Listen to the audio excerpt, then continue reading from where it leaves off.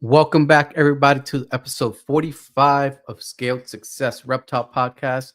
Thank you again for joining us on this episode. So today it's a little earlier than usual. We have a guest all the way from the UK, so we had to adjust the times to make sure that she was able to join us tonight.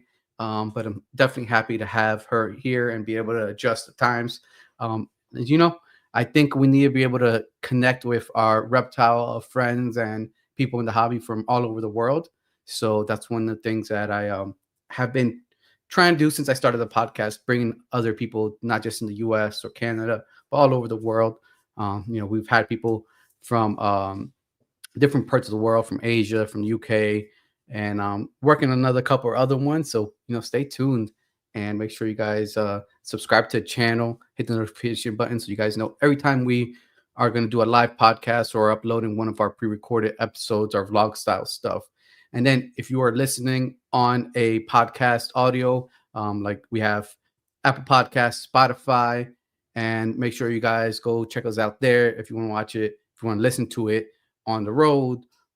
We're also on those platforms now, and little by little I'm updating the episodes as they go, so make sure you guys are there. And if you are listening to it and you haven't checked out the videos, come to the YouTube channel, subscribe, and check out the videos. Sometimes you can see some of the cool snakes and reptiles that our guests keep. They show off, so the visual sometimes is a little nice to see and stuff like that. So a quick update of what's going on in our world.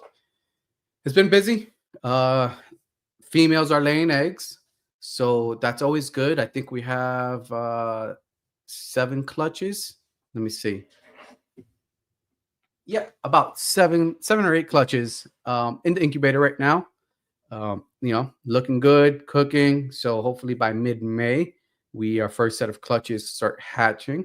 And so got some pretty cool projects working on that stuff.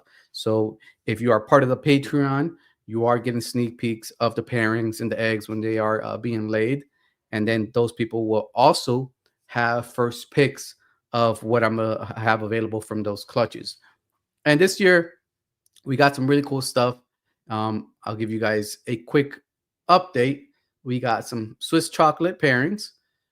We have frost pairings, the usual albino stuff, lavender, and then different combos within those those morphs there and combos, also adding a couple other genes.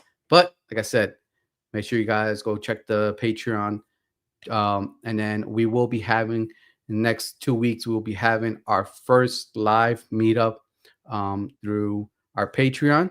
So make sure you guys go check that out and see if you guys want to be part of our family there. We're trying to build a community where everybody feels good, can ask questions, and build a community that helps each other. So we got that going on, and a lot of people that are very knowledgeable. We have the Herp and Harbins there, a couple of my friends and stuff. Let me close this windows. A lot of light coming in. Not used to doing a podcast during the daylight, but that's going on. We've had 2 shows back to back. So got back home early Monday from a show in Fort Walton Beach. So if you guys were out in Fort Walton Beach, thank you for stopping by. Good talking reptiles. And if you bought a hognose from us, I really appreciate it. If you post on social media or anything, tag us. Make sure you send us updates and stuff. And I always like to talk about the animals that go into other people's homes or breeding projects. So that's what we got going on. And then what else is going on? Free weekend this weekend, so no shows. We have a show the weekend after, and that's a one-day show, Saturday 19th. And that is, tell you guys right now, if you're listening and looking for a show to do, that is Repticon Melbourne, and that's 1 day show as well. So Melbourne, Florida. So we'll be there for the day. Um, don't have too much left. We have probably like maybe 19, 20 hognose around there, still available from 2024, and nothing. Everything from 2023 is gone. Our morph market should be updated as well. So pretty good for what we hatch and what we have left, counting that we have eggs in the incubator. But yeah, that's really much it for now. Make sure you guys drop a comment down below if you're watching. If you have any questions for myself or the guest, make sure you drop a super chat if you really support the channel, or join the membership on Patreon. All right, without further ado, we're going to bring the guest on and start the interview.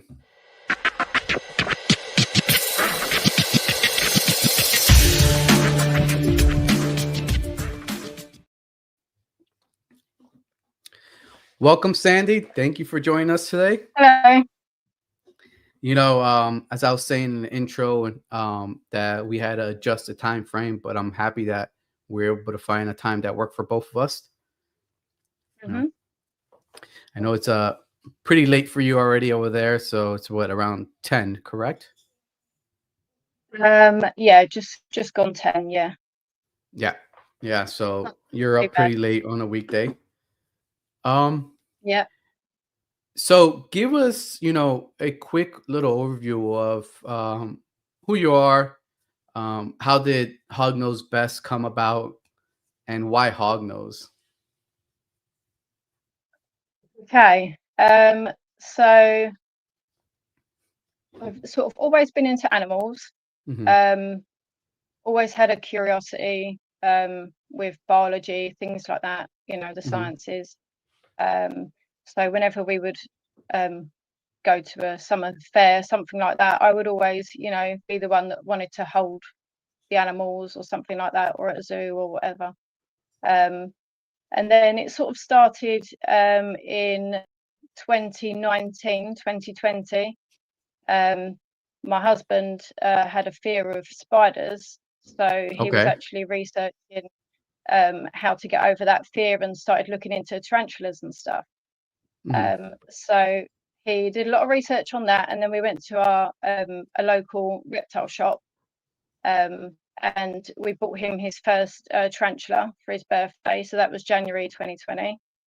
And then that quickly sort of progressed into a few tarantulas. We obviously kept going back to that shop, and I sort of dropped in that, I wouldn't mind a snake. Went there for my birthday in April. He bought me a ball python. Can you hear me? Yes. Yeah, you're cutting in and out, but we can still hear you.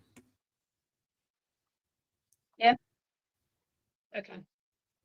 So he bought me a ball python. So obviously, I wanted to research everything about them, because obviously I didn't know that much. We just sort of dove straight in then. And I came across a snake discovery channel on YouTube. So I learned a lot from them. Started watching all their videos, and did all the research. And then I saw one of their hognose hatching videos. Well, the babies hatch out, and she's all excited, and I just saw those snakes, and I was like, wow, what are they? Yeah. And I just thought they were really cute and fun, and started doing the research into those. And then a few months later, we went back to the reptile shop, and they had hognoses. So we bought our first hognose there, called Chester, who we still have now in the collection. And we bought him, he was about 6 months old when we got him.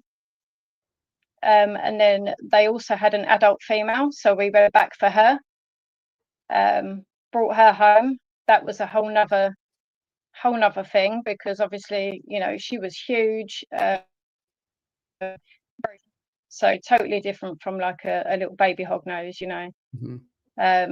but yeah, sort of still enjoyed sort of interacting with them. And I was like, oh, I really love these snakes, so maybe I should like start breeding them. So I sort of started researching a bit more into the morphs and things like that.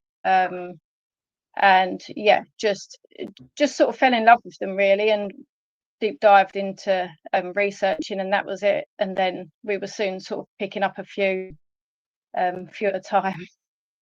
Yeah. That's something that can happen, I think, especially with hognose, just because their presence and their behavior and stuff like that. How you can quickly fall in love with them and then want more and more. Um, Another thing I always warn people when they're first getting their first hognose, like, you know, be careful, because since they're not big animals, it's easy to say, I can make room for another hognose, you know. Yeah, totally. So it's really cool to see that. Um, and it's interesting how you guys started with tarantulas and spiders first. Yeah. Um, and Yeah. So is your husband's fear over, or he still can manage? Like, can he manage it now? Yeah, pretty much. Before he wouldn't touch like a house spider, and now he'll, take them and put them outside and things like that. So yeah, that's very much gone. That's cool. Yeah, That's cool. So yeah. tarantulas, is that his thing? And then you're the hog nose, or you guys are doing the hog nose together as well? We do the hognoses together. Okay. The tarantulas are very much his thing. Hmm. So he still has tarantulas. He has quite a few. I don't really interact with those. That's just, I'll watch him maybe when he feeds and things like that. I sort of learnt a few of the names, but they're not really a passion of mine. The hognoses I really got into, and Adam was sort of liked them, but prefers the bigger snakes. So he prefers the, boas, ball pythons, something a bit more robust, because he used to say that, he feels like he's going to break a hog nose. So Hmm. yeah, he prefers the bigger snakes. And then sort of as time's gone on, and as I've sort of spoken to him about the different morphs and things like that, he sort of got more and more into it. So we're a good little team, because he does a lot of the physical stuff, and I do a lot of the um social research. And yeah. That's cool. That's cool. I think having a team, especially like if if you have a husband or wife or girlfriend or boyfriend, whichever it is, but you have somebody else, it's so important, because it's a lot of work to do just on your own, especially when you start building up your collection. You can Yeah. easily, get burnt out, get stressed out and stuff like that if you don't have that, somebody to fall back on and really be part of it. Yeah, definitely. It definitely helps. I think if I was on my own, I don't think I would have got this far. Or if Hmm. I did, I wouldn't be breeding as many as what I have bred. I would have kept it a lot smaller. Definitely. Yeah. With the ball pythons, that being your first snake, what do you think made the decision of, deciding to breed hognose and not ball pythons? Um, I think, like, no offense to ball pythons, but they are. I know a lot of people say this, and I don't want to say this, but I do find them a bit boring. Yeah. Um, and I love the one that we have, but I don't know, it just doesn't excite me like the hognoses. The hognoses have, different personality. Like, each one's got their own personality. Um, Hmm. they're awake during the day, so you can see them out and about straight away. Um, you've not got to wait until, like, our python downstairs, Mac. He will only sort of come out around 11 o'clock or midnight. Um, so we don't really get to see him that much unless we're staying up late. So yeah, I just think there's so much going on with noses. Hmm. And obviously they just look really cute, and there's like there's just so much to like about them. Yeah, it just grips me more than anything else. So Yeah. No, I think I know exactly what you mean. I tell people a perfect example is, and I get this almost every expo that I do. I have a display where I have the deli cups, and then I have a display where it's the more standard, where there's the cubes, the acrylic displays, and right in the acrylic displays they have a little more room to be able to move. They look into the lids and stuff like that, and I get a lot of people pass by our tables and say, "Oh my god, these are the most active snakes I've seen this whole show." Um, Yeah. and I thought, I was like, this is one of the reasons why I do hog noses, because they are active snakes. There are snakes that you can, even if you just have one pet, you set up in a nice terrarium and stuff like that, and you can actually visually see them move around and do their activities and just be hog nose, right? Yeah. So that I tell them, it's like you said, nothing against ball pythons, but their name says it all, right? For the Yeah. most part, yeah, you might have one of those ball pythons that is more curious, comes out, checks it out and stuff like that. Another thing too, I explain people that is the hognoses are diurnal, so you'll see more activity during the day. I go, your ball python does probably move, but it waits till lights are off because that's when it feels comfortable. Yeah. But yeah, I definitely get. Sorry. No, I definitely get your reasoning why, um, you know, and having friends that have do ball pythons. And there's definitely some cool morphs and patterns of ball python. If they had a little more activity level and stuff like that, maybe I would have went the ball python route as well. But I'm glad that I found hognose first. Yeah. Yeah. Definitely. Okay. You know, um, with you starting to breed, what was the first year you bred a hognose? And so our first breeding season was in 2021. 2021. Okay. And how was that first breeding?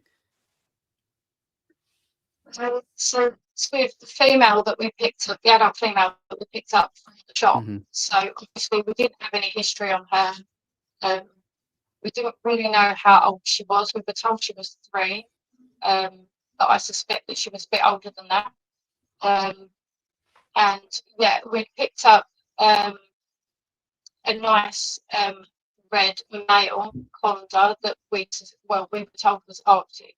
Well, this would be a good pairing because she was a normal.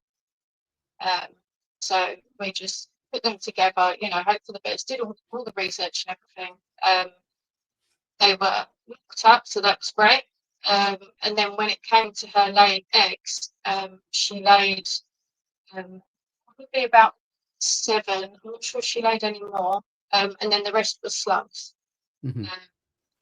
So we got 7 good babies in first clutch. She did double clutch, but they all ended up being slugs as well. So we stopped breeding that female straight away. We think she was probably at the shop because she was maybe a retired breeder, maybe. Mm-hmm. Yeah, so that was our first clutch. So we had 7 babies, which was great, a nice sort of slow start. Mm-hmm. And then 3 of them decided that they didn't want to eat. So straight away, my first season, I was having to learn how to assist feed because we tried, everything we knew at that time, nothing was working. So yeah, that was quite a slog because I ended up assist feeding 2 of them for about a year. Wow, that's a long time. Yeah. So so I was grateful that we only had the 7. Because if I had a lot more babies and then I had to assist feed those, over that time, that would have been a lot more stressful. So I could really focus on those babies at that time. Yeah. And then, we had a question from one of the viewers. And guys, if you have any other questions, please drop a super chat. Any advice for first time breeders? One of our biggest advice, I think, is, what you did as well. I didn't do this, and looking back, maybe I should have, but starting off a lot smaller, start off with 1 clutch or 2 clutches, right? I think people see well-established breeders in any species, selling their hognose or selling their production, stuff like that. Because eventually if you're gonna produce, you're eventually gonna sell. Because there's no way to keep every single hognose that you hatch. Unless you're only hatching one clutch and you're gonna keep, 7, but on average, sometimes a female could lay 20 eggs. Yeah. And then and then you want a little bit of variance in your collection as well. So keeping all the babies every year, you're not added variance. So I would tell people, it's like, start off slower. Don't be afraid to buy heads or possible heads either. Mhm. There's no yeah, it's great to have a whole clutch of visuals, right? But then it can be a total bust too. And if you're expecting to recoup what you spent on the breeders, like on the male and the female of the clutch you're getting, um, you can get a whole eggs. Let's say you get 10 eggs, put them in an incubator, and only one hatches or none hatches. It's Yeah. I always tell people, it's like, I don't count the babies until they come out the egg, because even during incubation, there's still many things that can happen. So that's my Yeah. biggest, I think,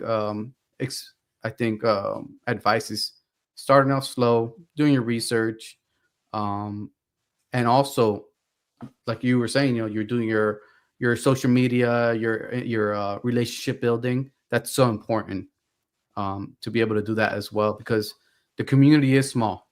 It really is small. Um, Yeah, that no, that's and start slow. One pairing. If you want to do more fun, but you've definitely got to be prepared for a lot of babies, a lot of work, mhm. and definitely want to have a good social media presence before you get to that stage, because when it does come to moving those on, it helps for people to know who you are. Mhm. Um, so yeah, I would definitely start slow. And of course, like when you come up against those problems, like maybe having to assist feed or different things like that, it's a lot easier when you have a small amount of babies to look after. Yes. Yep. Yeah. And with you breeding, where did you guys get your information about breeding, incubating eggs, and that whole process? Was it just YouTube? Did you guys have somebody in your local area? No, I'm local, so I did a lot of research. So Discovery was where I started. Watched particularly every Hognose videos that they had. Then obviously started joining all the Facebook groups, learning things on there. So if anyone posted a picture on there, I would be, asking, what is that morph, or things like that. I did a lot of research online. So I came across the breeder's website here in the UK, GM Reptiles. That's Gary. So I came across his website, and he had a bit of information on hognoses and a few pictures with like the descriptions of the morphs and stuff. And I never sort of saw that before, so that was really helpful. And like from the point, I spoke to Gary quite a lot, so he sort of helped me through that process. So he's been sort of a mentor for me. I've then deep dive more into YouTube, came across some videos with Jeff, especially the one Dave Kaufman, where he showed off all his morphs. Mm-hmm. So from that stage, I fell in love with like the coral, lavender, all that kind of thing. So yeah, and then I started looking up. Found like some hognose research papers on the internet. So I read those. I just sort of like anywhere I could get information, I found it, and I would just take it all in, and then decide information I needed, or what was good information, what was bad. And yeah, Yeah. there. Yeah, because even though it wasn't that long ago, 2019 to 2020, like two, maybe about 2022, there wasn't as much content out there about hognose. I think it just started trickling. Like in 2022, 2023, more people started doing more content about hognose. The podcast stuff started. More people started interesting in hognose. But I think it's like you said, those years. You could find some stuff, but you really had to like scour the internet for it, or find somebody that was already doing it to give you the information. Yeah. With that, I know in the UK, hognose, there's a handful of breeders, not as many as in the US that I know of, right? Within your area, how many, or within like the UK that you know of, how many well-established hognose breeders do you think there is? I would say well established that a lot of people would know, maybe about 10. Okay. Yeah, and then there are quite a few breeders now, and not, as you say, from 2022, 2023, a lot of people sort of came on board. So there's definitely a lot more now. We've got breeders that have just moved basically into the same area with us now, so we're not the only ones in this area. But yeah, it's definitely picked up a lot. So I would say you can find one within a short distance, but not necessarily well known. Mm-hmm.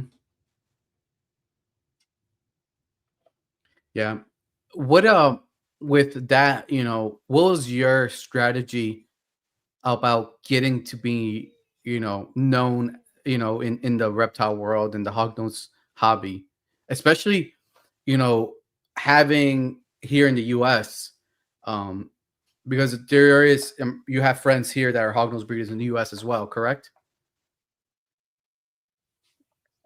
Yeah, I talk to anyone really. So yeah, Yeah. I talk to a lot of people. Yeah. So what was it like, the strategy behind that? Like what was, you just went on Instagram and just started like, putting out content? Was there any strategy? It was just like, I'm gonna put out what I have and then build the friendships and following from there. Yeah, there was no real strategy. It was just okay, I need to start having a bit of a presence on social media, and also I wanted to share what I was doing.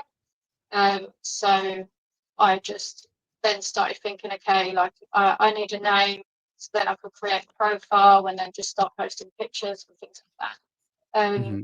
So the name was first, then we created the profile, and I just sort of like shared what I would do. There was no real strategy. I still don't have a strategy. I just, whenever I can, or I think, oh, that would be nice to share, I put it up. Yeah. Because we do have, kids at home, so we are really busy. So social media can be hard to sort of keep up with. Yeah, we try whenever we can to sort of be like, oh, that would be nice, and just sort of share that, or we try to share everything we do in terms of breeding and the pairs that we do, and the, babies that we get. But yeah, it was just I started off on Facebook. I've never really been any good with Instagram or anything else. So I started there, and then I've just linked that to my Instagram. And then I started to I created a profile on TikTok, started to just mess about on there and do a few Mm-hmm. videos on there just for kids, even though my kids say it's a bit rubbish and it's a bit embarrassing, but I have a go. Yeah. So, if you don't mind me asking, what are youngest and oldest of your children? So the youngest is 9. The oldest at home is 17. Okay. My eldest is 23. So we have 6 children altogether, but 4 at home. Okay. So do they enjoy the reptile world, or is it more of a you and husband thing, and then they just, like seeing the hognose and stuff like that? Yeah. I mean, it's more of me and my husband. Our youngest is probably the most crazy of animals. She loves dogs. She loves any animal. So yeah, she's been the one that's probably helped out the most as well with the hognoses. Mhm. She will hold them, clean them, um, you know, do their water, all of that stuff. So she can pretty much look after a hognose. She's been bitten by a hognose. So which she just laughed about. She said one of her goals, was to experience that. So she's hit that one. But yeah, she's great. She's really good with them. So and we don't force them to sort of be a part of it either. I Mhm. would like them to have that interest, but like some of them just don't care. Some are just Yeah. like, yeah, whatever, Yeah. Like my 17-year-old will be like, oh, who's that? Is that this one? It's like, no. She's like, okay, I don't know. So Yeah. You yeah, know, and it's interesting because I think, just like most kids when they have pets, right? Um, it's they take it for granted too. They'll beg a parent, simple thing as a puppy or a kitten. I want a puppy and a kitten, and then kids' interest and their life is going so fast as they grow and their interest changes. Where I definitely see that. I see that in my, and it's funny because I see that in my 14-year-old, which she's my eldest. Um, she has her own hog nose. She bred it this year. But that's the only thing she really comes in the room for, unless I ask her, hey, if I'm away at a show, do a quick cleanup of all the baby rack since it's empty. Um, but she'll come in and check her hog nose. But that's pretty much it. Before, when she was younger, she would be in here a lot more. Compared to my 9 yeah, year old, like you said, my 9 year old, same thing. She's in here all the time. She has her samboas and stuff like that, and she comes and checks on them. So she's very. I think it's one of those things like just as they get older, they find their own interest, or mom and dad do it now, so it's not as cool either. So it's yeah, I think one of those other things that like that. Um, but that's interesting. Like when with the social media stuff, have you ever had like your kids say, "Mom, let me help you because I'm younger and I can figure it out easier and stuff like that." yeah. I mean, I try to give them tips, and stuff, but I don't know because we sort of disagree with some things. Like they'll tell me how to improve certain things and appeal to their audience, Mhm. and I'll be like, yeah, but it's just not funny. That's not me, Like Yeah. I will do a video clip with a song that I really like, and I will link that song with what's going on with the clip and think that's like really amazing. She's like, yeah, but no one's going to pay attention to that. No one's going to see the fraud in that. Like, why not? I say cool, but yeah, it's I feel like I just have to be myself on social media. Mhm. So yeah, if it doesn't go down well, at least it will with the millennials, and the kids will catch up on this. Yeah. Yeah, I agree. That's one thing I always say too as well is I'm gonna act like me. And I tell myself all the time, it's like when especially the pre-recorded stuff of like the breedings, what's just going on here in the hog nose, in the reptile room. Sometimes I rewatch and I would say it's dry, because I don't do any of the extra reactions and stuff like that some other creators do. And I get it, that does attract people. It attracts a certain crowd, maybe the younger crowd. But I can't get into that character. So if I get and it's funny because you can YouTube especially, you can see um the interaction, who's your followers, who's interacting with stuff like that, and it's mostly people my age, either late 20s to mid 40s. It's like the main um audience that we have on most social media. So and I get it, we probably relate more to them than we will Oh, relate to the younger age, like 25 and under.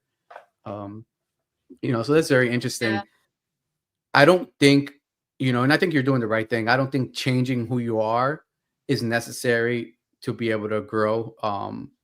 You're gonna To me, I always say it's better to interact and attract the people that you're alike, and that you'll be easy to talk to and stuff like that, than a whole nother demographic of people that are just going to add numbers, but there's no real organic interaction or growth for you. Yeah, totally. I'm not in it to, get TikTok famous, have thousands of followers or anything like that. For me, I would like to just help educate. So if anyone's looking for that education, hopefully they'll come across my videos or my posts or whatever and find that anyway. And if they're looking for that, then they'll tend to stick around even if it does look a bit old, I guess, or a bit rubbish. So yeah, I'll stick with my own thing.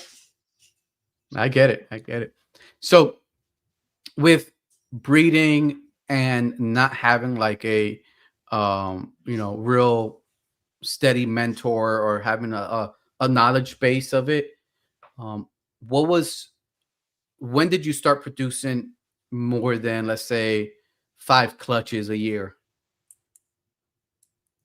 So I don't think I've ever got to that stage. So 2024 season was our busiest season. So we produced about 127 babies. And that was from just 4 females with double clutches. So we have bred more than 4 females, but luckily for us, some of them haven't gone. So I say that because last year we were so busy. But my husband was working, I was working, we would come home and then have a ton of babies to feed and clean, and we were doing things every day, as well as on top of your original collection as well. So and then obviously you've got family life in the house and everything else, so it was just constant work. So that's just 4 females. So so you did produce right? You did produce more than 4 clutches, because you have 4 females. So what, you did 8 clutches? Yeah, I think it was 6. I think 2 clutched. Yeah. And that's one thing. Another thing I will tell people that are looking to breed hognose, maybe just picked up a few or are getting into their first season. It's the numbers can add up real fast with a small amount of females. And you can't really predict the double clutches. Like okay, last year I didn't have not one double clutch, but I had more females, so I still produced a little more than I did in 2023. This year we'll see what happens, right? I have the same female. I have 12 females breeding. One. Okay. Yeah. We're gonna be Yeah. busy. So yeah. So like, and that's one thing I tell you, is like, if they all double clutch and have an average of 10 eggs, right there on average, that's 240 eggs, 240 possible babies that we can have, right? And who knows, one female might do 20 eggs, one female might do 5. So, and 220 babies is a lot to take care of. And one of the biggest things is to sell right now. I think last year was a blessing in disguise not having double clutches, because being honest, the sales did slow down a little bit in 2024. We're same over here. Yeah, it's slow as well as for you, right?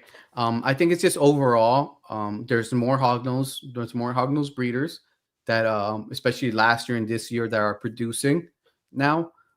So there's more supply than demand currently. But I think in the next, I'm hoping, right, in the next 2 years, I think the demand is going to definitely skyrocket again, because of all the different people that are getting into hognose now. I've had a handful of guests that have been breeding different species for a while, and now as well are getting into hognose. So those many people are crossing over to hognose now. So I think demand will rise. I heard. Yeah, I've No, go I've ahead. noticed that well with ours, even though I think half of them was like the cost of living, so that's a lot of people off just jumping in and getting animals. Hmm. I've noticed that the ones we're moving on now, like a lot of people are getting into hog noses, and they're either new keepers or the new breeders. So there's definitely a lot more people coming into hog noses for sure. Hmm. So I think it is on the way up. Yeah, yeah. You know, with the hognose producing 100 and some change last year, what was how has talking about sales slowing down last year? What has been your outlet to be able to sell and move hognose? So that was another thing last year. Hmm. We don't have regular show. So we do rely a lot on social media. We did do the Reptile show, which is a regular show every year. And that was about it really. We don't have a lot of places where we can showcase our animals. Hmm. We did have another show that was closer to us that started up. They were quite a new show, and then that sort of got stopped because of animal rights group, and that's my biggest issue in the UK when it comes to shows. So you are relying a lot on word of mouth, social media, that kind of thing. Okay. And then, you brought up a good point with like the animal rights activists. Um, and I know there's the new group, what is it, Responsible Reptile Keepers, that Yeah. has, come up within, I think, the last year, and they're based in the UK or Europe, somewhere there. Um, what is the overall consensus of reptiles in the UK or Europe? Are people enjoy them? Do people are more afraid of them? Do you think what is it like? And go ahead and answer. I'm gonna let my dog out. He needs to go out. But go ahead and answer. Sure.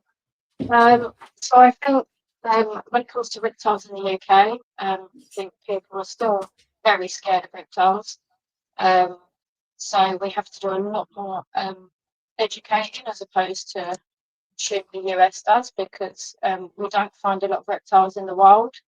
So people just aren't used to having them around, or keeping them as pets, that kind of thing. So yeah, we do have to sort of in the work comes to educating. And yeah, sorry, I forgot your original question. It was the how is like with people keeping the hog nose, and then with the animal activists, is there a big push against specific type of animal like reptiles, or is just animals in general? So the animal rights groups, they tend to be on the reptile keepers at the moment. Um, we don't because I think again that's just the fear thing. Um, I think they're scared that if people have got all these reptiles in their homes and they get out, what do they do? If there's loads of snakes or lizards or whatever roaming loose, they can do whatever. So yeah, I definitely think it's a fear thing. Um, Mm. and through that they try and turn it into an animal cruelty type issue. So whereas you could be keeping a reptile, in a really lovely enclosure, they get into exhibit all the natural behaviours, all that kind of thing. They're really well looked after. The animal rights would still sort of see an issue, see it as and that's the fight that we have really. So But yeah, they tend to sort of, every time we have a show, they tend to find out where that show is, complain to the local council, and then that council will shut the show down. So it's really hard to have an outlet for us, or have a way of just showing off our reptiles and educating people about them. Really, we do have the IHS show that happens every year. At the moment, the venue keeps changing for the reasons that we've given, but it's still going, and Responsible Reptile Keeping are doing a really good job of having a social media presence, having a presence, politically and elsewhere, to really try and sort of showcase us as keepers and breeders, and to sort of show reptiles off in a good light, because they're really misunderstood animals. And a lot of people have a lot of fear when it comes to keeping those animals. And it's silly, really, because we have dogs and cats, and they've all got bigger teeth. So, and we have those in our home where no one bats an eyelid. So, yeah, having reptiles, it's definitely it's great. On the other spectrum, you've got a lot of kids, and some people are like really interested and really eager, and you'll tell them like you've got reptiles or whatever. The eyes are right up, and they'll be like, oh, and they just want to know more, and that's great. It's great to see like a lot more people being open to that idea.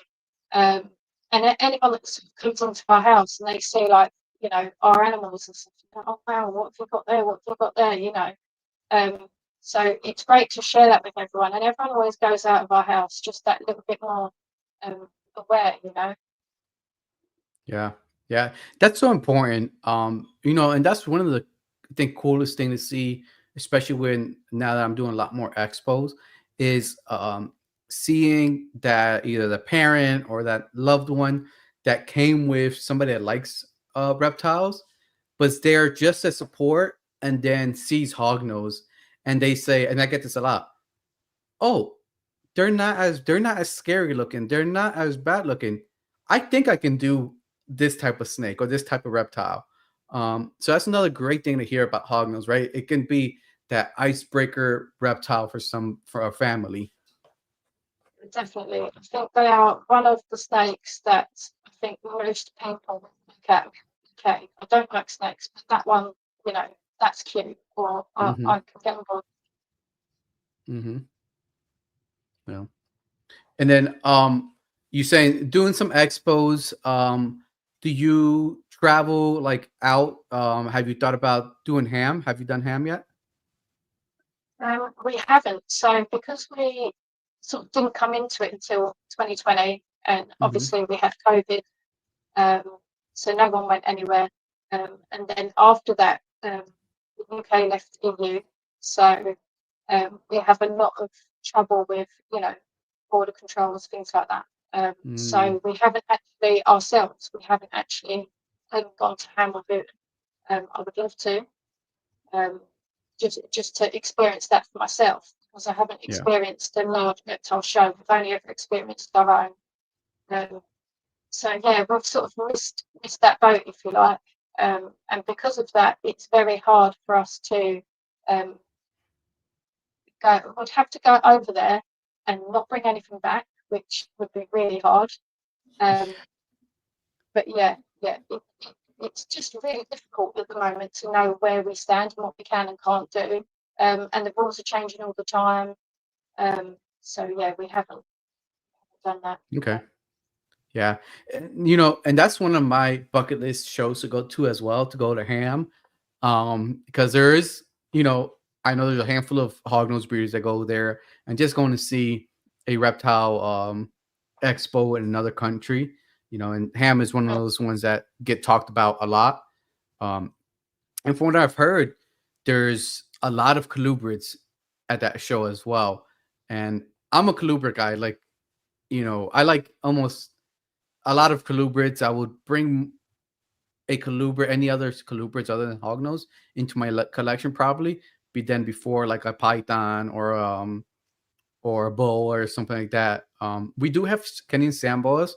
That's one of the youngest. That's her little passion animals. But the rest, like the other more obscure Asian stuff, colubrids, is what really draws my attention. Yeah, like I love going to any show and looking at all the animals, because I just love to learn anyway. So even if I'm not, intending to get that animal, I would love to just look at them, like learn about them. Yeah, I love all of that stuff. So it's a good day out for us. And then with the expos, and I know I think I was letting the dog out. How many expos have you done so far? Well, so I think we've done about 5. We'd say about 5. 2 with the newer show, the ARC show, and about 3 with the IHS show, I think. Okay. So the IHS show goes every year. I think it was twice a year, but that got reduced to sort of once a year at the moment. And the ARC show, that started as twice a year, and they haven't done one since the last show, but I think they're trying to do another one soon, so hopefully that gets done. Another thing too, with being in the UK, veterinarians for reptiles and stuff. Have you found any? Has it been difficult to find and have a veterinarian that you can trust to bring a reptile to? It's very difficult. I've found it very difficult. It's hard to find reptile vets for one. Most vets around here will be, standard dogs, cats, rabbits, that kind of thing. If you do find a reptile vet, they tend to not have that much experience, or it will be, say, your more common reptiles. So even then, hognoses aren't necessarily a common snake that they see. They've been more experienced with them, or a ball python. Yeah, they don't see them often enough to have like real good experience with them, and the experiences that we've had with vets when we've needed them have not always been great. So it's a continuous struggle for us. We end up going there. We sort of know what the issues are with our snakes, or we know what we would like to happen. But when you go into a vet, you can't exactly stand there and be like, look, this is what I think the problem is. I want you to do this. Because they sort, do you know what I mean? It's like you're telling them to do their job. So we go there with the intention that they know better than us. We give them all the information, and then you hope that they're going to come back with, a good solution. And more often than not, you go through the motions, and it doesn't turn out that great. And so you're left like, oh, see, I knew that was going to happen. With, like this should have been done, or that should have been done. But it's very hard for us to go in and just sort of dictate what we would like to happen. So yeah, it's a tough one for us. I know there are breeders out there that have possibly found vets near them that are really good. So, and we're happy to travel. We're happy to travel as far as we need to go. So if anyone can recommend a UK vet that knows reptiles, please let us know, because so far my choice for vets isn't that great.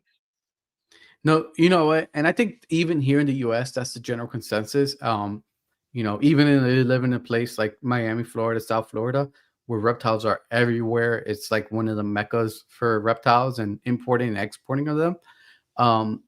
You go to a vet, and my experience has been, you go to a vet and they tell you something very obscure, and then they give you a list of, all right, we're gonna run this, and that test, and if it makes sense, I'm gonna do the testing and stuff like that. If it makes sense with what I've heard and what I've talked to people that have more experience, okay, let's do it, and we'll go from there.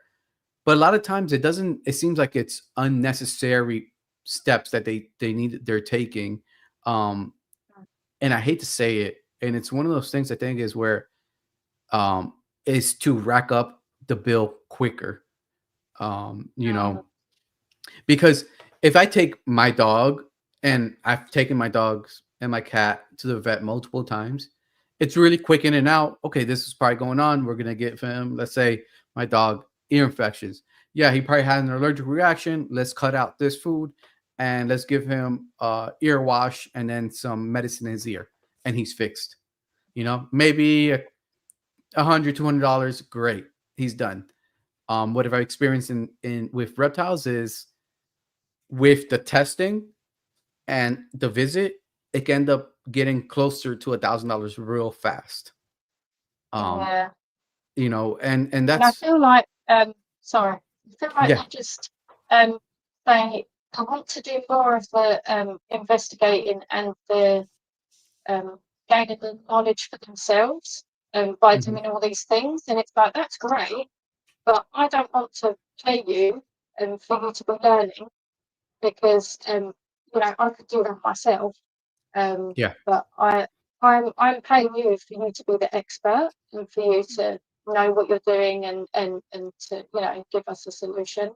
Mhm. I'm happy to help vets and you know, offer my animals in a way of education. But I don't want you to, I don't want to pay full price for you to learn on, you know, my behalf or my animals' behalf. Yeah. Yeah, So, that, and I think like that's one thing. If you don't know, just tell me you don't know. I can go find let me go get another. I'll pay the visit and tell me you don't know, and then let me see if I can find somebody that might know, right? But like I think you hit it the nail on the head. It's just saying like, well, they don't know, but let me run all these tests and see I can find out what's going on. At the yeah, expense of the keeper, or the owner of the, you know, of the reptile. And I get it, right? There's not much studies, there's much information on reptiles because it's not a common kept pet. So hopefully over the next couple of years, we will see that people are keeping them more as pets. We will see more, hopefully, studies and you know, actual medical information for the veterinarians to be really easily, you know, identify common problems that happen in reptiles. You know, yeah. I would so be happy to help in that regard. And you know, like I say, like I would be happy to bring my animals in and be like, hey, you know, if mhm. you want to check out everything and check out whatever you want, just to, if it helps educate. Like I'd expect you to give me at least a reduced fee or something, you know, Yeah, um, help me learn. Yeah. no, for sure. We have a quick question from one of the viewers, Angry Hogs, and he's over there in Spain. Um, what has been one of the most challenging And things for your breeding hognose?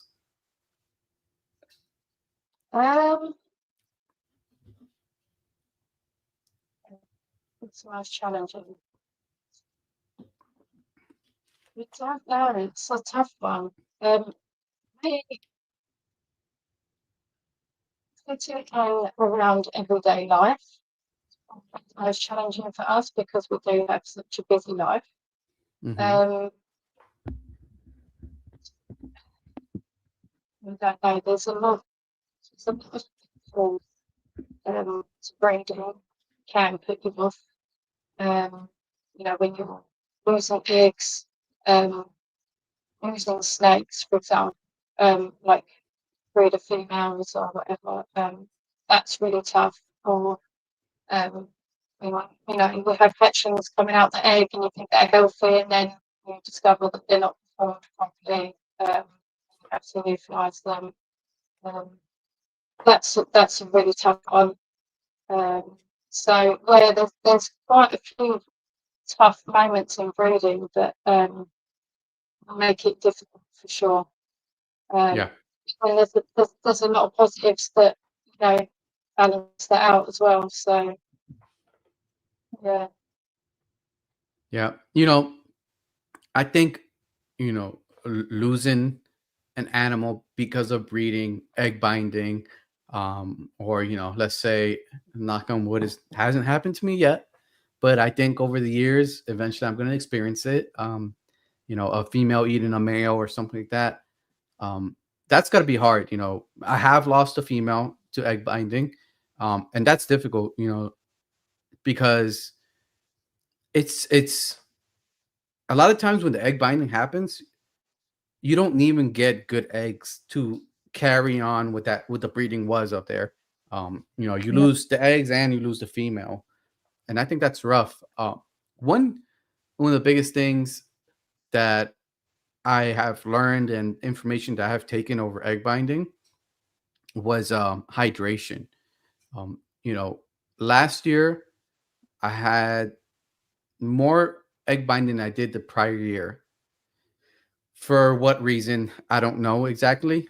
Um, but this year, I think last year I saw a what was it, the Kluberfest like reptile talk, and one of the veterinarians was there was talking about egg binding and certain reasonings and situations why egg binding happened. And to me, with hognose, that's one of the biggest one of the difficult parts about breeding hognose is I see there's a lot of egg binding issues in hognose. Not sure because if they're so small, they lay so many eggs at times. Maybe because we're feeding them such a high fatty diet with mice, and they're not a species that generally just eats mice in the wild. It could be many things, but one thing, and so far it's working. We'll see. We'll do it again next year and see if it works out. But I've been soaking my females a lot more this year that are breeding. And so far, every female has laid not perfect clutches, but are laying clutches with no egg bindings, even with like females that laid almost a whole clutch of slugs, laid them perfectly fine, no problem, got them out. And then I soaked them again right after laying, eating again.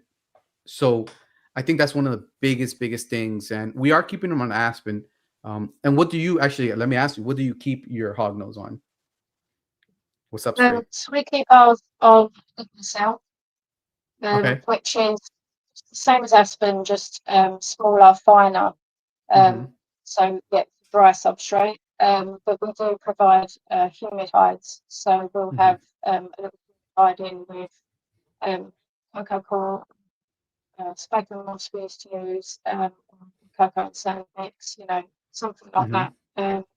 So they've got access to that high humidity if they need it. And yeah, limit themselves for, brewing. Yeah. But Have yeah, I you have think you experienced have you what's experienced like, egg binding?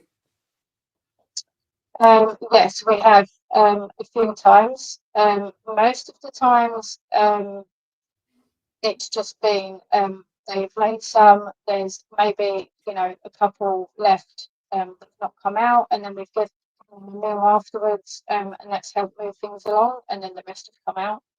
Mm-hmm. One female actually that we produced ourselves that we lost due to egg binding was Phoenix. She was our albino superconda, really nice. She's on our stickers, Mm-hmm. and we didn't actually breed her. So she was she was 2 years out, so we decided not to breed, wait till she's 3. And she decided to lay eggs anyway or try. Yeah. And she got egg bound very quickly. I managed to massage some out myself, but there were a couple that just wouldn't budge. So I think that they were like maybe stuck in our oviduct somehow, or that was twisted, something like that. And that's obviously when we had the trouble where we took her to a vet. They didn't really know, so they wanted to go through all the other steps, and it was like in my head, I was like, no, like she needs an operation, now. They sort of, wanted to do X-rays and things like that, and oxytocin and blah blah blah. And it's like Mm-hmm. I've tried to manipulate these eggs out; they're not going. I know, like I've got some out. I know how that felt. Like these ones are not going to move, so I don't want to give oxytocin because that's just going to stress her out even more, tire her out. and they did do an X-ray. They said they couldn't see any blockage or anything. So to go home and come back the next week where they could possibly operate, they weren't too sure because obviously they didn't have the experience. So that's what we did. So we went home, and then she passed away over that weekend. So Yeah. So that was the one loss that we've had with egg binding. But yeah, other than that, most of the other types we've been lucky. We've managed to sort of get along with food. That's good to hear. Yeah. Yeah. And like I said, I think that's one of the very common experiences I've had and heard is the egg binding options, possibilities. Excuse me. But with that, so far, like I said, I'm trying the extra hydration. I'm adding electrolytes to their water this year as well to see if that helps. So far, it's worked, but again, right? It's hard to say. It's like science. One example doesn't prove it. It's got to be multiples. Hopefully, multiple years next year. Try it out. See how it goes. See what's the deal with egg binding this year. If any female does and they don't, then we're in a good track. Because I think that's I've heard different things. It's giving them a safer, more comfortable laying option. Hydration.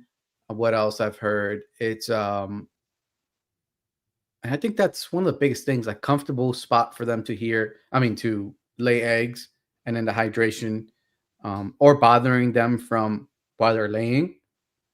Because you see a female laying, and it's hard not to check. It's hard to not to like go look. Okay, she's laying eggs. Give it an hour. Go check. She's still in the middle laying eggs. It's really hard because there's some females that can lay eggs within an hour and be done, and then there's females that take many, many, many hours, a whole day, sometimes even to the next day. I actually had a female that started laying Sunday afternoon, and I was on my way back from the expo. That was a 9.5 hour drive from my house. My wife calls me and tells me, "Hey, this female is laying eggs, but she's laying them outside of the lay bin, and we have Sandie chips, so the eggs started dehydrating." My wife puts her in the lay box, puts a little more water in the lay box, and she lays a handful of eggs. And this morning, she laid the last one, and it actually looks good. So we'll see if the eggs hatch or not. But she took 3 days basically to lay eggs. Yeah, it's quite fine. Yeah. Yeah, So we'll see what happens. I do think level in the females, because I found with mine, the slower, more docile females tend to be the ones that have the trouble with egg binding more than the more active, more defensive hognoses. So again, it's very you don't really know. You're just putting things into practice and hoping that everything sort of works out. But yeah, hydration I think will definitely help for sure. Yeah. With males, have you experienced any troubles with females trying to eat or any other thing? I think males are pretty bulletproof, I would say. They eat, they breed, and they're pretty good unless a female's trying to eat them. Yeah. We've not had any males or attempted to get touch God, but we have had male detach from a female, and so when we're pairing them, I put the enclosure out to just check on them, see how things were going, and I just saw blood, and I thought, oh no, maybe he's been eating, like what's gone on, and he was still there, but his hemipene was still on the outside, so I got him into the bath with sugar water, to sort of get that to go back in quickly. And then just make sure he's okay. Obviously, take him out of the female's tub, put him in like a hospital type setup, Mhm. with paper towels and things. And he was fine. We gave him a rest for a couple of weeks. Instantly, I messaged Jeff. Went like, "Oh my God, what's happening here? Like, what's the problem? Like, I just saw blood." And he said, like, that can happen sometimes, because there's obviously blood going to that area at that time. If they detach, it could come out. So we sort of put my mind at rest, and told him what to do. So yeah, I gave him a rest for a couple of weeks, and he was fine, absolutely fine. Everything went back in, it was fine. So Yeah. that was quite nerve-wracking at that time. Yeah. I mean, and I've heard that as well happen, right? Yeah. The males, hempines being, a prolapse basically after breeding Yeah. and not being able to retract it. So yeah, that's another big thing, of course, right? I think that's an important part about having a hygienic setup and stuff, because if if he can't retract the hemipene, then he could easily get infected and then causes more issues and stuff like that. Luckily, you caught it in time and you were able to, like you said, give him a sterile setup and like basically a hospital and nurse him back to health. That's good. Now, Reptiles is they do tend to always get bedding stuck in their vent. So mhm, one thing I always do with the males when I take them out is I always check their vent, make sure there's no bedding stuck in mhm. there, because obviously when they do detach, they could easily just pop some in, and then if you don't notice it, they're going to get an infection, and it's going to get nasty from there. So that's the one thing that I have to check. Yeah, no, that's a good point, especially with the type of bedding you guys use where it's a lot finer. It could Yeah. easily get stuck in there. Um, you know, Now coming on, you said 2021 was for your first breeding season. So next year will be 5-year mark. And, I think 5-year marks That's from are, this year. This year's the fifth season. this is your 5th season, you said? Yeah. Okay. So your 5th season already. I think, I always say 5-year marks or 5-year increments are, good timelines and good goals to hit within 5 years. Is there anything this year that you're really pushing forward to? Maybe producing a couple more or a specific combo? So we've again tried to pair 4 snakes this year, 4 females. Mhm. 2 of them haven't gone, and 2 of them have. So far, it's very different to last year. We've got like 19 eggs in the incubator at the moment. I've got at least 1 female, possibly going to double clutch. She's in blue, so due to shed any day. So maybe we'll Mhm. have a few. But yeah, it's going to be a definite change of pace. But we do still have a few babies left from last season, so um, it's still probably going to feel just as busy. Yes. Um, Yeah. yeah. Yeah. Well, And then coming into this season with still a few babies from last year, did the mindset of maybe we won't breed all the females, or just in case we get double clutches in case of stuff like that? What was the plan there? If all females took and get double clutches? I mean, if all females took, then we would be prepared. Yeah. And like you have to be prepared for I would say the maximum possibilities. So Mhm. like we've had 40 babies from 1 female, with double clutching, with 2 females actually that's done that. So we've got to be prepared to have a lot of babies, Mhm. because if you end up having less, then that's great. If you prepare for say 10 and then you end up having more, then you're scrambling. So you want to be prepared for more. Yeah, sorry, say that question again. That's what you basically answer. You're just going to be prepared to be able to hold house, first of all, be able to maintain these let's say, 4 females, you get 110 babies, 150 babies. Now, sourcing mice, what's the situation in your area with that? Especially like Um, pinkies and day old pinkies to be able to feed a whole bunch of hognose babies. yeah. So there's a couple of companies that do um, frozen feeders online. So you can order in bulk online from those companies, and they'll deliver Hmm. straight to your door. So that's quite good. Or you can go to pretty much any local reptile shop, and they will have frozen mice in stock. You don't always necessarily get the ones that you want or the sizes that you want. You can't really Hmm. guarantee that. So, and because we have quite a few snakes, we order in bulk from the online. Yes. Yeah. So, Yeah. And then the producers are local in the UK that you could bring them in. yeah. Okay. No, and that's really good.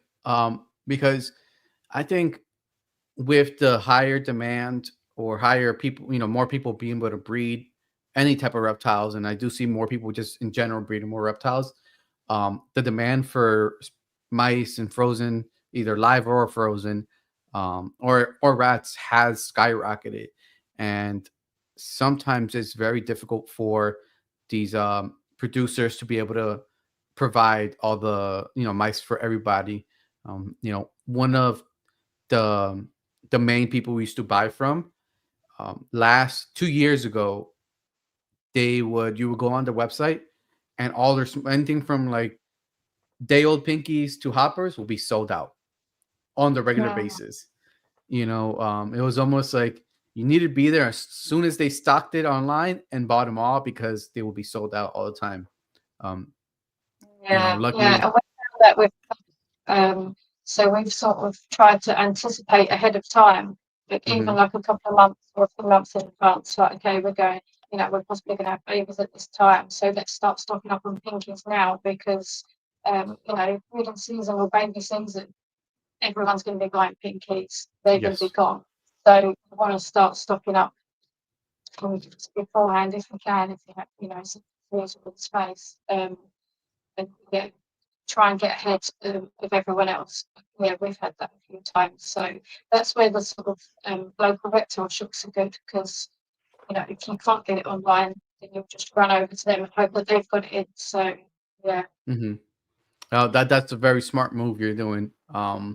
You know, and then this is a question, because if we're gonna have a large amount of babies, let's say the same amount of babies you had last year, what is how do you guys able to maintain, first of all, time wise, right? And then being able to feed and sustain all the needs that they have. Yeah. So, like I say, it's pretty much a full-time job, even though it's supposed to be a hobby, right? Yeah. Um, But yeah, I've actually I used to have a part-time job during the day, and I did quit that in December just Hmm. because it was juggling everything. It just wasn't working. And I'm fortunate enough that I can stay at home to work and I'll still be okay at home. So for me to work, it was more for my own sanity, just to get out the house and do something for myself. Hmm. But yeah, by that point, it's like, okay, this is crazy. Like, I need to be at home. So Yeah. I'm now at home full time. So I do the snakes full time by myself at home.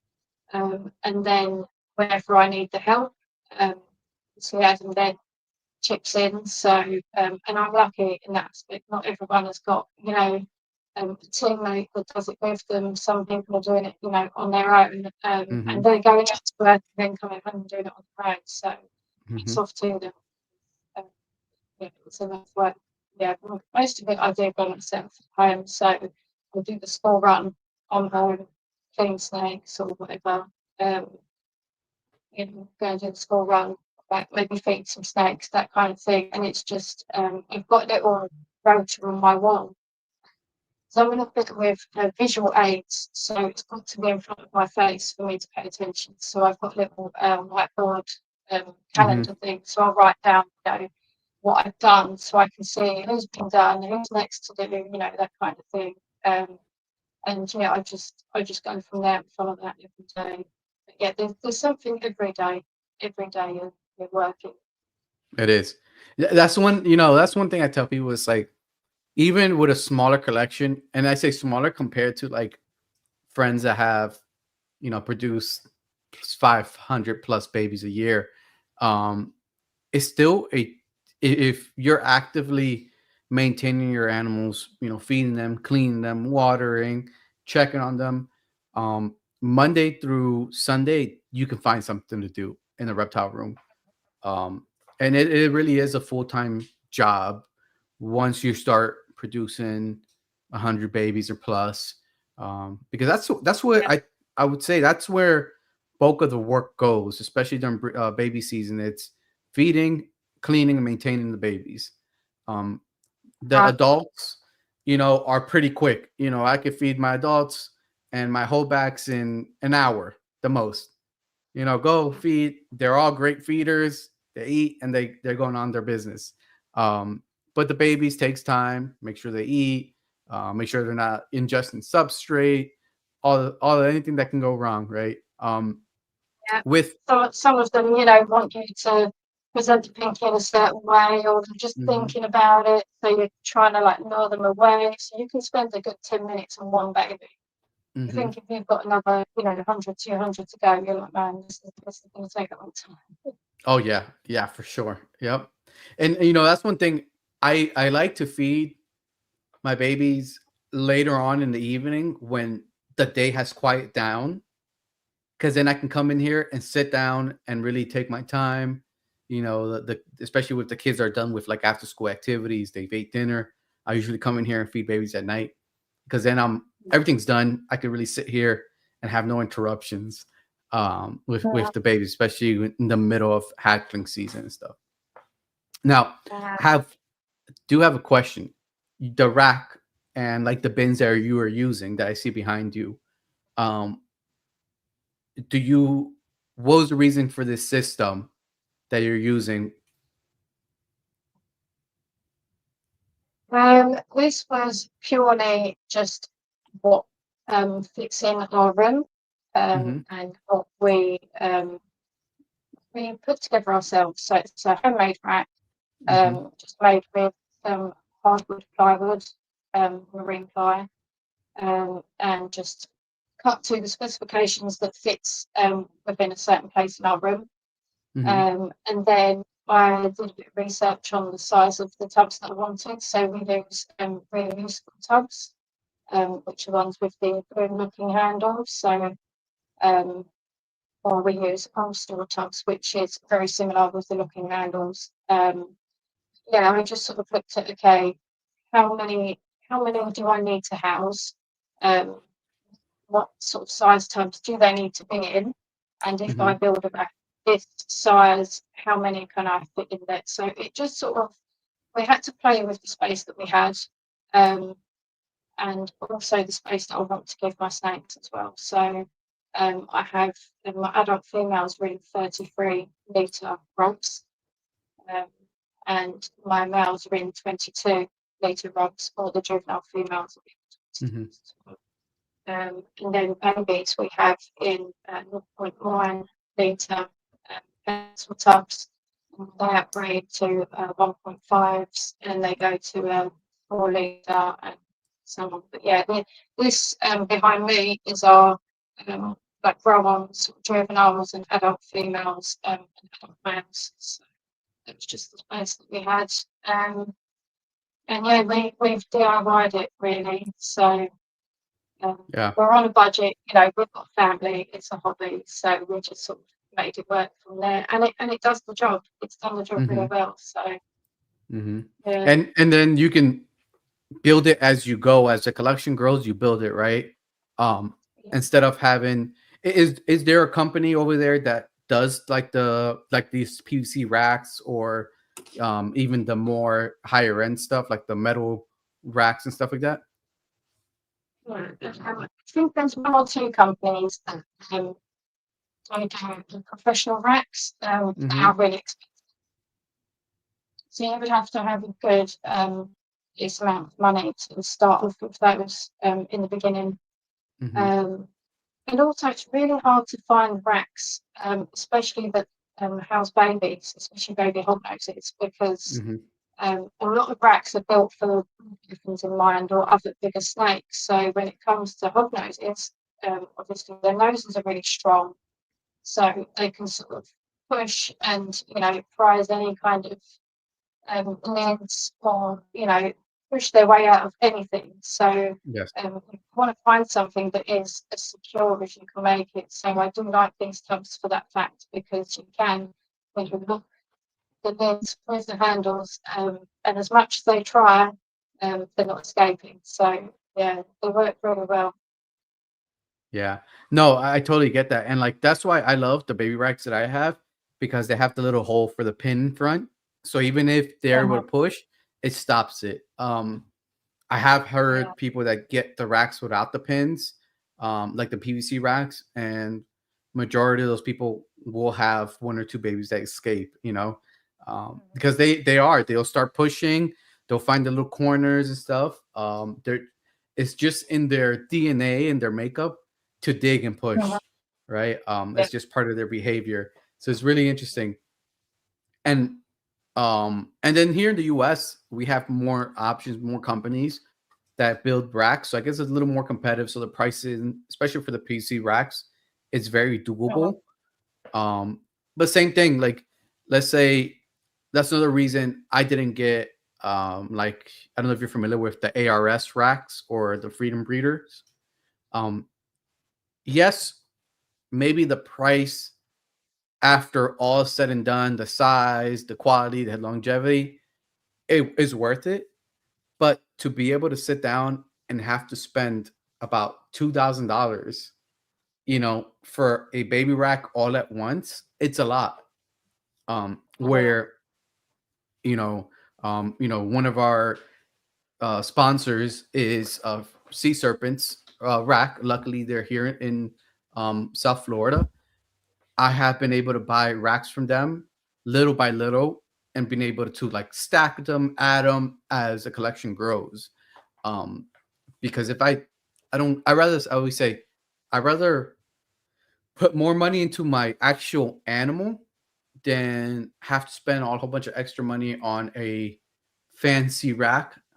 Yeah, longevity, they might last a lot longer and stuff like that. But as it goes, you grow with it. I think that's another same thing with buying visual animals. You don't have to go and buy the full visual. You can buy hets and grow. And when you produce the visual, keep the visual, and then it didn't cost you really much other than feeding and what you initially bought the first animal for. Yeah, and I think a lot of us get into breeding. A lot of us are just doing this for a hobby. We're not in business. We're not starting out with a bunch of money.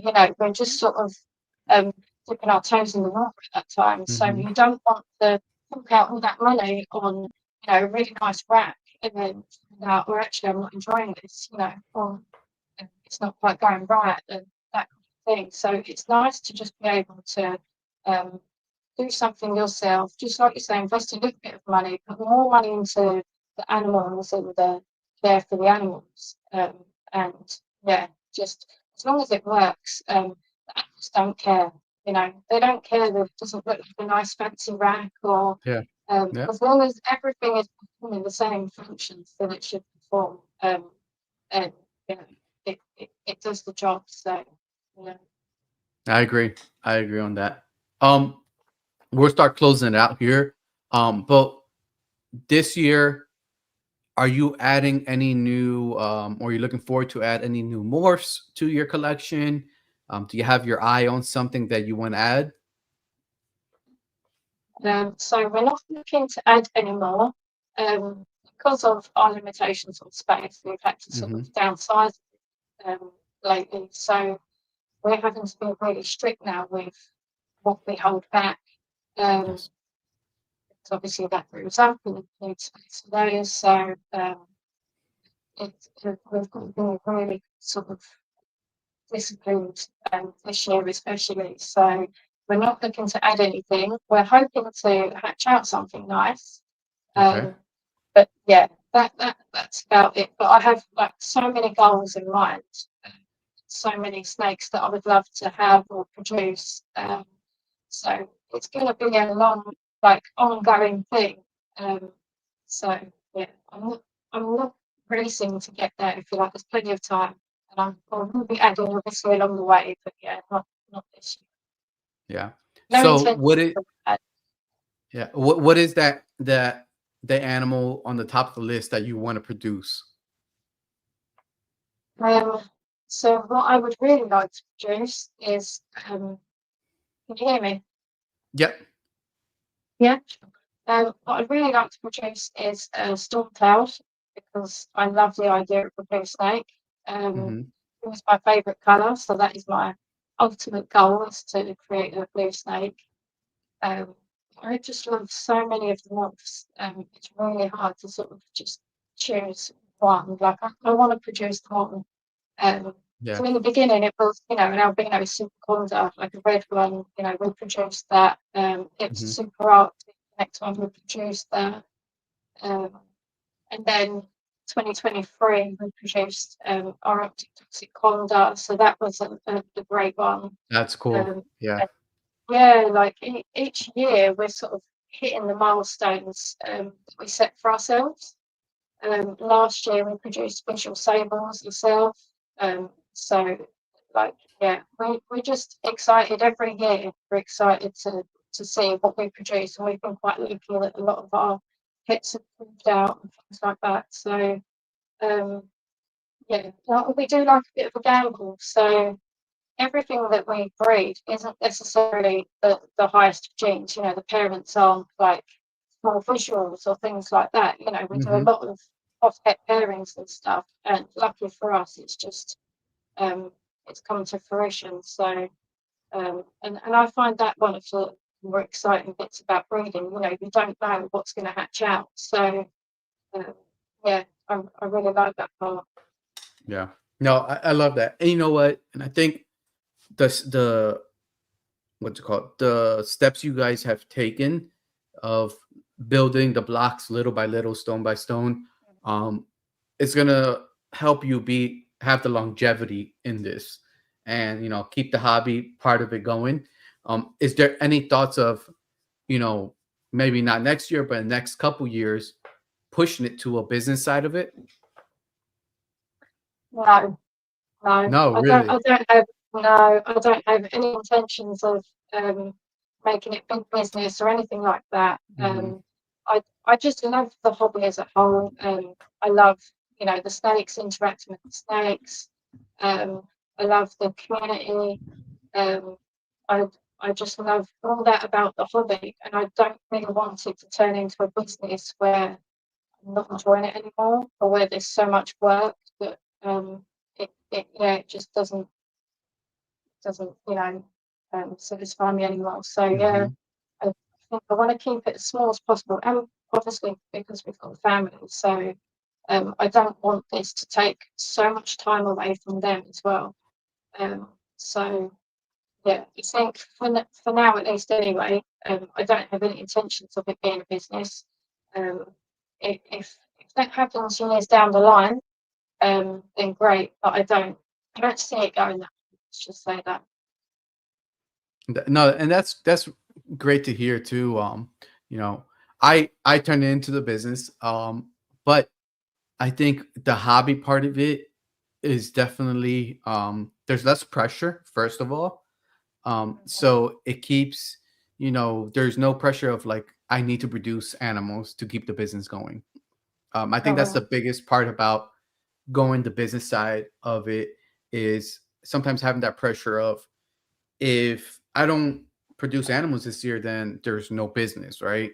Um, oh, and that stuff. And then you have to keep growing as a yeah, business. If you don't grow, then it's not going to work out, and invest and all that stuff. Where if it's a hobby, what happens happens. You produce animals, you don't, and you just 100% just enjoying the animals. I'm not gonna say that I don't enjoy my animals because I have the business side of it. I do, but I think it's a very fine line that I have to walk of knowing when is enough of how much I'm gonna grow and stabilize it where I can still enjoy it, is not taking crazy over my life. Um, and the biggest thing, I think, the pressure to produce, because honestly, if I produce, let's say, 300 babies and I can't sell them, that's a big, first of all, feeding bill, a lot of time that I have to give to the animals. Luckily, I think if somebody is looking to breed and then has an aspiration one day to make it a like hobby business, let's say, um, grow your name. Make sure you're putting out what you're doing, with the hog nose, with your breedings, with the animals you're bringing on in, and grow it little by little, figuring out what you really like to do, what morphs you like to do. Because like you said, you can't. It's hard to have every single morph as a project. Um, you're Yeah. gonna fill up your racks real fast. And then another thing too that I've learned was having multiple pairings of the same project. Because if you do get a customer that wants to breed, and the best customer is a returning customer, as a business side. And if you don't have multiple lines, then you can't provide them, multiple animals as they grow as well, right? If you only have one line, let's say Okay. of toxics, once they bought toxics from you, then that's it. They have to go somewhere else to, and stuff. And I do advise people to get different bloodlines. Don't stick to just one breeder and one bloodline, because I think having the diversity of multiple bloodlines is very important for your collection. Myself, I've bought animals from the oh my god, I forgot her name now. But it's from Europe, from overseas, a toxic project and stuff. Just because that's one of my favorite projects. And I was like, you know what? Let me bring in something that I really like that's different from what's here in the US. So that's another thing too. I do recommend people to do: support the smaller breeders, diversify your bloodlines, and grow it little by little.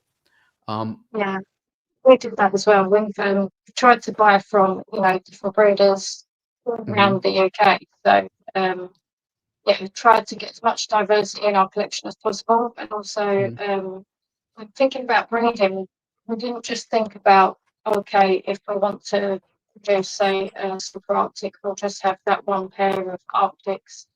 We would then think, okay, let's get another snake in that's, I don't know, Arctic something else for a different project. But if we need to, that can then go on to the Arctic project. So there's a lot of snakes that we have that are interchangeable with each other. So you're mhm. not just restricted to that one pairing or that one line. We can then go, okay, well, let's pull that snake from, you know, that project over there that can then come into this one now, and vice versa. So we do have sort of snakes with hits and things like that can sort of move around. They're not just sort of stuck with, that one partner in the collection. Um, Yes. so, and I know some people don't like that. They like to have sort of pure lines, so they don't want, for example, they don't want albino hit in there, so then they won't breed anything albino. But that doesn't bother me too much. I'm happy to have, other hits and things because at the end of the day, I'm just trying to create snakes that I want to create and try and hit my target. So, um, yeah, anything else that comes with that is a bonus. Yeah. No, I think that's a great point of view there. Same thing. I'm producing animals that I really like. Um, I see like the lavender stuff. Lavenders are beautiful, right? Frost, permafrost project that I've been chasing every year. We'll see if one day I hit one. But and it's just because the animals are so impressive. Um, and not because I'm not gonna say it's not because the value of the animal. It's just because it's a cool animal, and I see why there's the value behind it, right? The dollar amount behind the animal, because it is, to me, it's worth, the animal is worth what it's priced at. Um, Especially for some reason, trying to hit that animal, trying to hatch one, has been a mission. And I think not just for me, for a lot of people, it has been. So that's Yeah, one we've cool had the thing. same with Xanthic Super. So I've had the ability to make them Hmm. from, the first season, second season. Somehow it's just not worked out like that. When we've done pairings or things like that, either the female hasn't gone or we had to end up using a different male, stuff like that. So one of my goals was an Xanthic Super Conda, which is not a really hygiene animal, but I just think they look, really nice and clean. And I really want to produce my own. And I could easily just go out and buy, an Xanthic Super, but it takes all the fun out of that for me. Yes. And even though I've not produced one yet, 5 years in, at some point I will, and that's going to be like a real sort of yes moment, even though it's just, the Xanthic Super. But and same for snow and things like that. It's just a 2 gene animal, which has been quite elusive for us to be able to get for some reason. But yeah, at some point it will come. But yeah, it's all part of the fun, I think. I agree. I agree. And like, right, like you said. And then one thing I'm talking about is like having hets. If you do Mai Tai to Mai Tai, you get all Mai Tais. You already know exactly what's gonna happen. Um, but producing that animal from the hets and working either, let's say, animal you hatched, something you bought, and then bringing that together to finally produce the animal you want. First of all, it's very accomplishing when that's gonna happen. Um, and then it helps out as with the excitement, with the fun of it. What's one animal? Yeah, like super Arctics. I haven't been able to hit one either for some reason, and I've had the pairings. Either the female didn't lay as many eggs, um, you know, it or I just didn't. It just didn't happen. Maybe this year I'll hit one. If not, then try again next year. Um, Yeah. and I do have super Arctics now in my collection, because it has other genetics that I wanted. Um, but I still want to hatch that first one come out. See that little black hognose come out of the egg. That's Yeah. gonna be really cool. There's nothing like doing it for yourself, Mhm. It's very easy to go out and buy the lovely morphs and have them in the collection and look at them, but to produce it yourself is just there's something else that's really satisfying. Yeah, no, for sure, for sure. It's I don't know. There's no feeling like it too once you see those little animals, those little heads pop out. The excitement. One thing that I have been thinking about doing, and I haven't done yet, but I got to get on it. I want to put a camera in here facing the incubator, so I can catch like the reactions, or maybe inside the incubator looking out, catch the reactions of seeing us, especially myself and my daughters and my wife, seeing when eggs hatch. Yeah. Because I know what happens here is like I'll wake up in the morning before everybody, and the first thing I do is I'll come in the snake room, and then I'll check either for eggs or for babies. Now that eggs are in the incubator, and if there's animals that have pipped, I yell, "We have babies!" and everybody gets out of Yeah. bed and comes and checks. So I want to catch Yeah. those reactions so people can see and hopefully, not I'm not say push, but if somebody's looking to breed as a hobby or one or two animals a year, so somebody they can experience that as well. And it's a good experience, I think, and it helps with kids.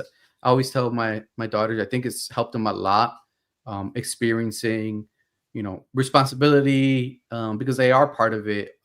Yeah, there's times I have to, like, hey, reminder, make sure you feed the animal, or make sure you help clean and stuff, but they are pretty on top of it, and seeing those reactions, those experiences they are able to experience through this is priceless. Yeah, especially when they've had like a little hand in helping out, you know, looking after that animal or things like that. So yeah, we always sort of get really excited to see what we've hatched out, and you know, go and tell the kids. And like I say, most of them are not bothered, but you know, the youngest one's like, and all sort of same as Snake Discovery. I think they capture it really well on their videos, when they go and check on the eggs. I think, you know, in that like hyper excited state. But like, yeah, I would love to do videos for people, but at the same time, it's like I don't want to waste time like setting up that video or the camera or anything. I just want to go and do it, and then, you know, the moment's sort of gone. That's just been for me. But yeah, Yeah, it is a lot of work. And I'll tell you this. And I'll tell the viewers too, if you're watching. I haven't put out vlog style, seeing what's going on here. In a couple weeks. It's just been very busy. You know, with doing a lot more expos this year. I've had almost every other weekend I've had an expo. So that takes up a lot of time. And then still doing family stuff, make sure the breedings, because that's been, you know, during this season, that's my concentration. It's making sure these females and these breeders are well fed, they're hydrated. So a lot of my attention goes to there. I do have videos that I take here and there that I need to put together and put it out so people can, you know, have new content to watch. And I do appreciate our viewers, because it you know, it does help keep the content going. But I will next 2 week in about 2 weeks, I'll put something out. So if you're watching, you know, if you're one of our followers and viewers that does watch it, I will be putting something out in the next 2 weeks. It might be like a timeline, you know, breeding eggs and stuff like that. I'll try to put something out before we have pips. So yeah. You do a good job. But you keep on I top of appreciate like podcasts and everything else, and having family, and you Yeah. you do a good job of staying present and having a good sort of following. I'm totally useless when it comes to that, and I will take pictures and videos because I think, oh, you know, they'd like to see this or whatever, and it just stay on my phone, and I won't end up loading it. So my phone is full of, you know, pictures and things that I just don't end up sharing. So I agree. yeah. Yeah. You know, and this for people that are, you know, want to have more social media presence or want to be more interactive, was one of the biggest times I find easy to capture some pictures or videos is during cleanings. Anytime I'm cleaning or I'm changing out waters, that's the time that I'm taking pictures because I'm in there. I have the animal in my hand. I go, okay, perfect time to take a picture. You know, so, and the same thing. Today I did a clean, and I have about 10 pictures in my phone that I'm gonna post within the, you know, either today, tomorrow, and stuff like that, if I remember. Yeah, exactly. My husband always says like, oh, you know, you only had like 30 minutes to do. What took you so long? And it's like, well, I've got to interact with them first and say hello, and then I've got to take pictures, and then you know, by the time I've done all that, it's taken me like an hour for, you know, 10 each or whatever. It's a struggle. No, I get it. Yeah, this and the animals distract you really easily. Yeah. Any other species you think about adding in the future? So breeding, no. We do keep sort of a few other reptiles and things. But we did have a few more, and we reduced that collection because the hognoses were sort of taking off. So we wanted to dedicate more of our time to the hognoses. So we've reduced our collection of reptiles. So we've only got a crested gecko, Pacman frog, a ball python, a dwarf boa, and then my husband's got the tarantulas. So I did have a few of the geckos and things, but yeah, we reduced that collection just to sort of focus on the hognoses really, because they do take up a lot of time, and I want to do that job properly more than having lots of everything else. Even though I would love everything else, like we would have a zoo. So yeah, No, that's I hard. think that's a responsible thing to do because, like you said, especially when I go so many expos, I see cool stuff, like tarantulas. I love, I'm not saying I love, but like they really intrigue me. And every time I go to an expo, I look at them. I say, okay, I'll get one. But then I say, do I Yeah, have time for another animal to take care of? Right? I'm already so busy. Social media stuff, the podcast, the videos, all that stuff, the family. Even though it's a small tarantula, it still adds time to the day yeah, to take care of them and stuff. yeah. We'll Well, see. they don't take too much looking after, but at the same time, it's a whole different species. So we're going to be feeding them at maybe a different time of day or a different Oh prey yeah. item or things like that. So it just changes everything up. Whereas if you've Hmm. got a few different species of snake, they're all snakes. They're all probably going to be eating, Yep. rats or Yeah. mice. So you can put them all at the same time, feed them at the same time. But yeah, different species. Hmm. It just adds on that little bit extra work. So Yeah. yeah, No, I for agree sure, for with sure. Yeah, and then the same thing for one thing I did was um as a business, what I've seen was in the reptile world is if you have diversity, it's great. You can get different types of people, to interact with you, to buy stuff from you.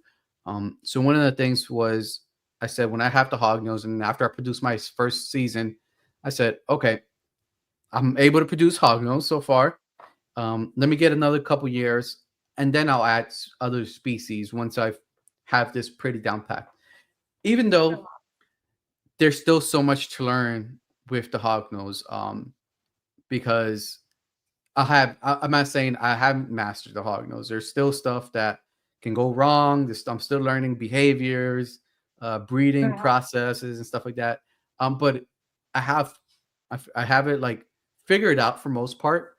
So now I added other species, and then figure those species out, and then maybe later on we'll add something else. We'll see. We'll see Yeah, how much more it gets. yeah, You know. yeah. It's good to have a good handle on um, your initial breeding, or like just with your hog noses, like for a good Yeah. couple of years, get to learn them, because even just going from um, like an adult pair, for example, and then having babies, like babies can act so different to adults. So Yes. and then learning the species again. Hmm. So and then each baby is going to be slightly different. So Hmm. yeah, it's good to have at least I would say at least a year experience um, with hognoses or babies or like Yeah. varying ages, as much experience as you can get before you either expand or you go to different species. Yeah. Sure. And I think hognose will give you a good amount of experience with different parts, aspects of it. Just first of all, just learning their behaviors, and then the brumation process, eggs and all that stuff. You get a lot of experience on reptiles with hognose, Yeah, where I feel a lot more comfortable starting with hognose and figuring them out. And then going to other species, I feel so much more confident and comfortable now that done with hognose going into other species. I think maybe if I was started, let's say breeding ball pythons and then going to hognose, I think it would have been a false sense. Like, okay, I know how to breed this species. I can do hog nose, and it's a total different, ballpark and different process to breed hog nose than there is to like ball pythons, um, and stuff like that. And I sure. have And, friends. sorry. Um, No, go ahead. I do think hognoses are one of those species that they're always teaching you. There's always something new to learn, or Hmm. they can be so finicky. So I've learned all these different sort of things about them. Yeah, it can pretty much prepare you for any other reptile because um, uh, yeah, there's just so many like things about them that you have to learn and relearn. There's something like you say, something else comes up, and that's new, and Oh yeah, they're a challenge. So for sure, for sure. Sandy, we're gonna start wrapping it up. Any last thoughts you want to share with the viewers? And then how can somebody get in contact with you if they want to buy one of your hognose? So you can contact us on Facebook, Instagram, or TikTok at hog.knows.best. Or you can email us at hog.knows, knows.best@gmail.com.